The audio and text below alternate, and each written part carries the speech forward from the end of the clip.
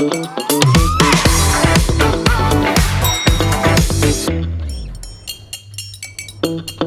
இல்லாம colour print பண்ணுங்க, அதுவும் மிக குறைஞ்ச விலையில. Epson EcoTank printers. இது வெறும் ஃபேபுலஸ் இல்ல, இது டோட்டலி பிரிண்டபிளஸ். குஜராத்தில் தனிநபர் வருமானம் முதன்முறையாக 3 லட்சம் ரூபாயை தாண்டியுள்ளது.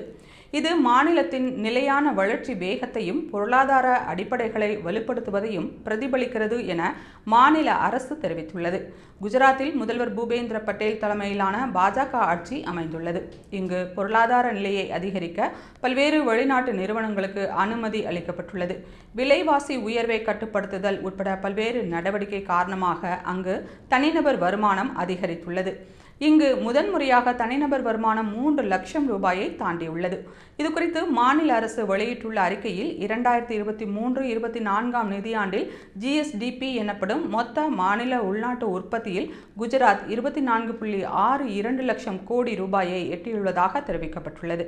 இதையடுத்து பெரிய பொருளாதார மாநிலங்களின் வரிசையில் மகாராஷ்டிரா, தமிழகம், உத்தரப்பிரதேசம், கர்நாடகாவை தொடர்ந்து குஜராத் 5ஆம் இடத்தை பிடித்துள்ளது.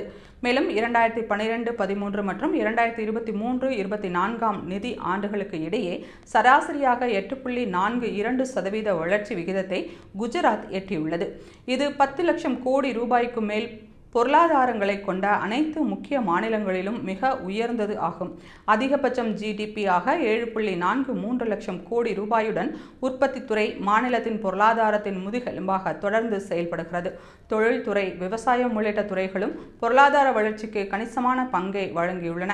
2011-12 6.16 லட்சம் கோடி ரூபாயாக இருந்த GSDP 2023-24 24.62 லட்சம் கோடியாக உயர்ந்துள்ளது. 10 ஆண்டுகளில் 4 மடங்கு அதிகரித்துள்ளது.